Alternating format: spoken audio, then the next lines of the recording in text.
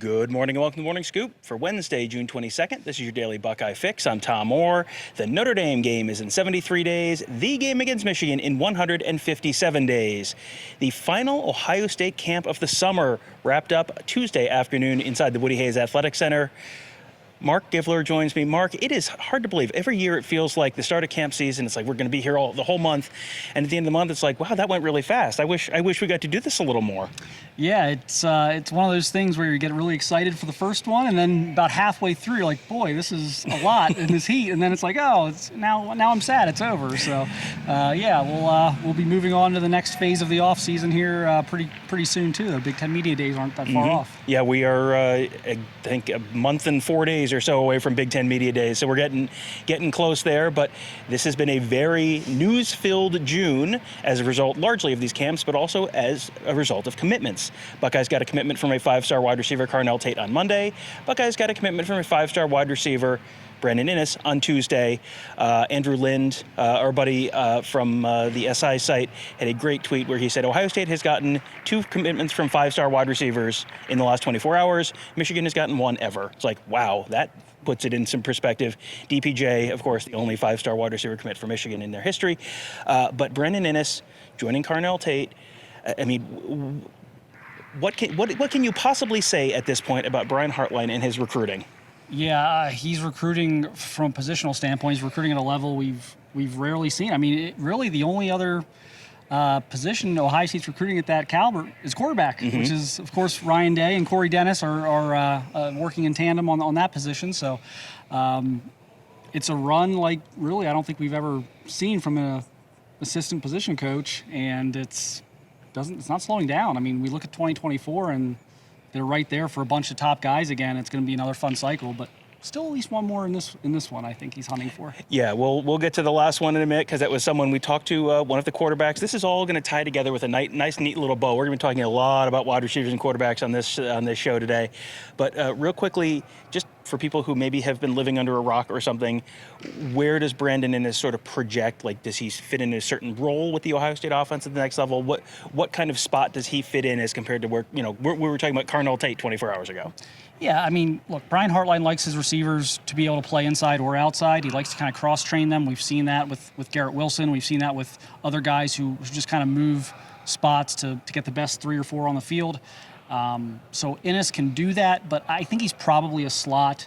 He's probably more of a Jackson Smith and Jigba type of guy. I think they're a little bit different players, but I think that's the position he's going to fall into. He's very strong. He's very solid. We talked about Carnell Tate, all the physical gifts Carnell Tate has, but maybe is 10, 15 pounds away. Brandon Inniss is not 10 or 15 pounds away. He could walk out here right now and fit in. So he's a guy I think can play early just because of the physical maturity he has. And he comes from a great program at American Heritage. He comes from a great 7-on-7 program at South Florida Express. So this is a guy who's been battle-tested, and all he does is produce. Yeah, he was someone. There was a day last summer where we saw Carnell Tate and Brandon Inniss both working out at Ohio State on the same day, and you came away very impressed with both of them. Inniss looked a little bit more polished maybe at the time than Tate, but yeah, both guys who, there's not much question why these guys are projected at the level they're projected to be at the next level. We actually got to see Carnell Tate again on Tuesday. He wasn't working out, but he was at camp and was sort of catching balls for some of the quarterbacks. He's someone who he looks bigger than he did last year. I mean, right? Am I wrong there? Yeah, he's filling out. He's still another 10 pounds away probably, but he's starting to grow into his frame. He's 6'1". I mean, he's a good-sized kid. I think the scary thing is kind of like Marvin. He's not quite as tall as Marvin Harrison Jr., but kind of how when Marvin got here, he had some filling out to do. And we've seen him fill out and what that has kind of turned him into a monster. And I kind of see that with Tate because I know how aggressive and how physical of a kid he is, and you think, okay, now let's put 10 or 15 pounds of muscle on him, and it's a scary thought. Yeah, and it was a very funny moment as Carnell Tate was catching passes on one of the drills. Brian Hartline was standing right behind him and just said, Carnell Tate kind of turned around to him, and Hartline's like, oh, don't worry, I trust you to catch them all. Like, don't let your position coach catch one in the face, and he didn't, so there you go. That's how you get to be a 5-star. The guys that they were catching those passes from was a very impressive group of quarterbacks. quarterbacks. It was a wide-ranging group of quarterbacks, and we spent the afternoon pretty much just watching them. The star of the show was the #1 overall player for the class of 2024, Dylan Raiola, already committed to Ohio State. He was spending a lot of quality time with Ryan Day. What were your impressions of Dylan Raiola's arm strength and accuracy and overall performance? I mean, it's easy to see why he's #1. He already looks like he could be in a college locker room physically. He's a huge kid, very, very strong. I was really impressed with two things. First of all, how easily he spins the football. I mean, the spin he generates on the football with what appears to be very little effort is really a special trait. But I was so impressed with his feet. This is a kid, you look at him like, oh my God, he's probably a plotter, and he's not. He's very light on his feet, can throw on the run, can move around. Just a supremely talented kid. Not hard to see why he's #1. Yeah, he was. I did an interview with him afterwards. You can find that on the Buckeye Scoop YouTube channel, youtube.com/Buckeye Scoop. Very impressive kid, just in terms of poise. And this is someone who is just wrapping up his sophomore year of high school, and surrounded by 8, 9 different people throwing questions at him, and after a long hot day in the sun, and just handled everything with a lot of poise. And he is. I'm 6'2", and I was looking up at him a little bit, and it's like he's either 6'4" and he might be 6'5", and maybe the cleats give him a half inch or so, but it's somewhere in that range. So I don't know what he's listed at, but he is every bit of 6'4" after having stood next to him. Very, very impressive kid. He talked to Ryan Day. He worked with Ryan Day inside. And then after camp, kind of went outside for a little bit and worked with Ryan Day a little bit more with a couple other people out there. And, he said Ryan Day was working with him on just stuff like ball position and just where your hands are, and just sort of adjusting that so you can get, have a nice smooth throw, get the ball out quickly, get the ball out accurately. But, you're kind of tinkering with fine-tuning kind of mechanics like that, and you're still 2 years out. He's someone who, he was asked about his goals for this upcoming season. He said win the state championship, 40 touchdowns, 4,000 yards passing. But, at this point, you're like starting the fine-tuning of the mechanics. It's not like, okay, this is going to be a real project. Like it's not a finished product yet, but it's, you're getting someone who can step on the field and be, physically college ready, it looks like, pretty much from day one. Yeah, it's unbelievable what a physical specimen he is. You could literally throw him out here with Kyle McCord and CJ Stroud, and you'd be like, okay, who's the high school kid? And I don't know that you would pick Raiola out of that group. He is such a physically imposing guy, and just the way he moves at that size, it's special. It's not something I've seen very often, to be honest. And before we move off of the Raiola family entirely, his younger brother Dayton Raiola is a 2026 quarterback. He has his dad was an offensive lineman in the NFL. He has a little bit of an offensive lineman, more offensive lineman type build. But man, for someone who is just wrapping up 8th grade or heading into 8th grade, I think wrapping up 8th grade, he has an arm. Like it was that was like, whoa, who is this kid? Yeah, lefty can throw it a little bit. It's going to be interesting to watch him, kind of progress here the next few years and see where he goes. But it was good getting a chance to watch him throw. And it was an interesting quarterback group overall. One of the other guys in that quarterback group was 2025 quarterback Colin Hurley. I know that's someone that you have been very impressed with. And another guy who you look at him and you're like, okay, he's got how many more years of high school left? And he already looks, physically developed, looking like, you could put him on the Ohio State team this year and it wouldn't be like, oh yeah, that's the kid who just wrapped up his freshman year of high school. Yeah, he's very solid. He's not quite as tall as Dylan. He's probably about 6'1", but very solid, very athletic kid. Much like Dylan, is able to just kind of snap his wrist and that ball just comes flying out of there, spinning a million miles an hour. Very impressive today.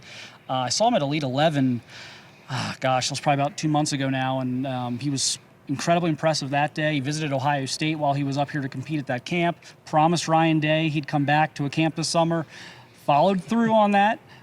Did go inside to talk to the coaches after camp here, so we'll see if anything comes of that. But, he's certainly good enough to play here. He's got over 20 offers already, and it's just going to be a matter of kind of what Ohio State wants to do with their 2025 quarterback derby, which is going to be fascinating as well. It's wild that they don't have their 2023 quarterback locked up right now, and we're already talking about the potential 2-3 horse race for a 2025 quarterback spot for Ohio State. Another skill position player who was here on Tuesday was running back Stacey Gage. He's in the class of 2024, very highly touted kid out of the South. What does it mean to just get someone like that on campus for an event like this? Yeah, they've been able to get him up here. I think second time up. So yeah, he has been up before. So to get him up here, get him working with Tony Alford. They did a private workout there over lunch. Very explosive kid. We got to watch him play this past fall. Bill Green and I did, and they had 3 studs in their backfield at IMG Academy, and I think we all kind of walked away from the game thinking maybe Gage was the best of the 3. And really big-time talent, can catch the ball out of the backfield. Was taking an interest back here when Dylan Raiola was out here throwing, was watching a lot of that. I know Raiola's working on him as well. So I think that was a nice little coincidence, I guess, that Gage was supposed to camp last week, had to kind of cancel, reschedule, and gets to get up here when Dylan Raiola is on campus. Yeah, Dylan Raiola was asked about some of the guys he was recruiting, and someone asked who was number 1 on your list, and he didn't want to give a number 1 because then that would imply that someone else is not number 1. He said, I have a lot of number 1s. Gage was one of the very first names that out of his mouth when he was talking about his top targets, and he is very involved in trying to build that 2024 class right now. He is taking a very, very active role as sort of a lead recruiter in that CJ Hicks kind of role. Try and be the Pied Piper to get other guys into the class. And if you were a 5-star quarterback, that's probably, not that Brian Hartline needs a whole lot of help at this point, but, right. He named a lot of, JoJo Trader and a lot of those other wide receiver prospects that we've been talking about in that 2024 class. Those were also kind of near the top of his list. So, yeah, he will, that's something to keep an eye on in the future. Offensive line, that was this morning. In the afternoon at these camps, they do the skill guys. The morning was the offensive line. There were 3 guys that I wanted to talk to you about. 2 of them are twins from Northeast Ohio, Devontae Armstrong and Deontay Armstrong. I can't wait to screw those names up 1,000 times. They're from St. Ed's, powerhouse school in the Cleveland area. What did you get to see out of those guys today? Yeah, I hate to talk about them as kind of one being. They are 2 separate human beings, but the same process has to occur with both of them right now, which is, 1, they didn't play a ton of varsity last year, so they got to get some film out there early. And 2, I think what Ohio State specifically and some of these other big schools are going to be looking at is, can they carry the necessary weight? They are tremendous athletes. They move very well. They're physical. They're tough kids. They're smart kids. They're great kids. But they're only about 250 right now, I think. They are 50 pounds away from being able to play at the college level. And I think there's going to be some evaluation done in terms of, okay, yeah, they're not going to get 50 pounds. They're not going to get there in 6 months. But let's see where they are in 6 months. Let's see a season's worth of film. Let's see if they're 15 or 20 pounds heavier, and then how they're moving and how they carry that. And so that's the big question right now, because they check a lot of the boxes, certainly with intangibles, but they also check the foot speed and the athleticism and the toughness. They check a lot of the boxes. And it's just, they did well out here in one-on-ones for the most part. Again, they're able to use that athleticism, stay in front of guys. You can't bull rush, so you're not doing a ton of anchoring and kind of seeing how well they hold up with that. But very intriguing prospects, guys I've seen a few times now and really like quite a bit down the road. But I just think, I think they're going to be reevaluated where they're at physically 6 months from now and just kind of see if that's something Ohio State's going to move on. And that's a process that you see them go through at times. That's something they involve Mickey Marotti in very closely to, look at these guys and do you think this is a build that can add that kind of weight in a good weight way and not in a bad weight way? But also, we go back to like a Nick Petit-Frere. Now, they don't necessarily move quite as well as Nick Petit-Frere did at this age, but, Nick Petit-Frere was someone who was sort of in that mold where it was like, you're going to have to put some weight on to play at the college level, and he was able to do it. Yeah. And it took some time. So, there's got to be a level of patience as well, because you don't want to, you can't, just like with NPF, even though he was a 5-star kid, that's not a kid that you take and think, oh, we're going to throw him out there, game 1. You knew that was going to have to be a little bit of a process. So there's got to be a little bit of patience and understanding there. And I think, I just think you want to see, okay, can they put on 10 or 15 more? And then how does that look? And then how does the film look? Because we got to still play football, you know. And you know, St. Ed's had a great team this past year, won the state championship with a great offensive line. So they're going to be fascinating to watch, I think, this year. Yeah. Last guy I wanted to ask you about was Carter Lowe, 2025 offensive tackle out of Toledo Whitmer. He was someone that you know, I said anyone else that really impressed you, and you brought him up. So what kind of stood out to you about him? Yeah, so he's got some offers already. I know Kentucky and a bunch of MAC schools, and I'm not sure he might have a few more than that. But physically, great looking kid, 6'5", probably 285, 290 already. But it's good. It doesn't look. He's not sloppy. He's got a really good build to him.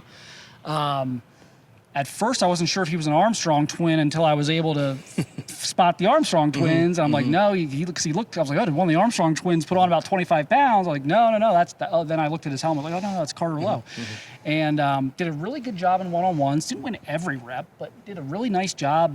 Has really long arms, good feet.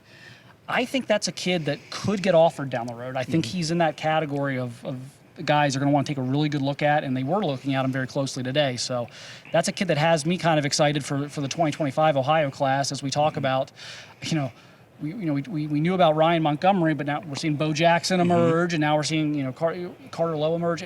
It's starting to look like a pretty good class at the top. Yeah, and that's the fun of these camps is you spend the whole month out here, and a lot of times, you know, there's 300 kids out here or 200 kids, whatever it is, and you're really kind of mostly watching 8, 10 of them, something like that most days. But then every once in a while there will be a guy that's not someone you necessarily showed up thinking you were going to be looking at, that's just kind of like, oh, okay, that's, and a lot of times it is 2-3 years down the road, you know, guys who we aren't necessarily talking about now, who a year from now you're going to be like, you know, I'm so tired of hearing about this guy. You know, this is the first impression with a lot of these guys for us, and in some cases with the coaching staff. So, you know, this is sort of where this whole recruiting process begins. It ends with, you know, the commitment and the signing day, and so we got a little of both ends of the spectrum on Tuesday at the Woody Hayes Athletic Center.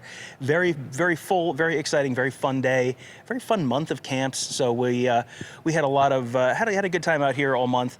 And if you want to hear a little bit more about that Brandon Inniss commitment, Tony Gerderman and I did an episode of the Buckeye Weekly podcast as an instant reaction. Marc Givler and Bill Green did a Gives in the Bank episode of their podcast as an instant reaction.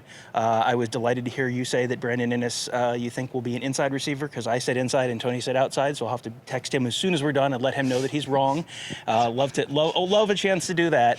But yeah, you can hear all those podcasts. We're here all of our other great podcasts, the Kevin Noon's Big Meat Kickoff, Alex Gleitman's Around the Oval, of course, the Morning Scoop. You can find them all wherever you find this.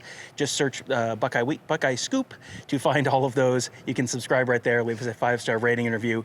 And of course, check out our YouTube channel, youtube.com/Buckeye Scoop. All those podcasts are there, plus lots of highlights from camp. Kevin Noon has been working very hard all month, churning out great highlight reels from these different players. Lots of interviews with guys as well.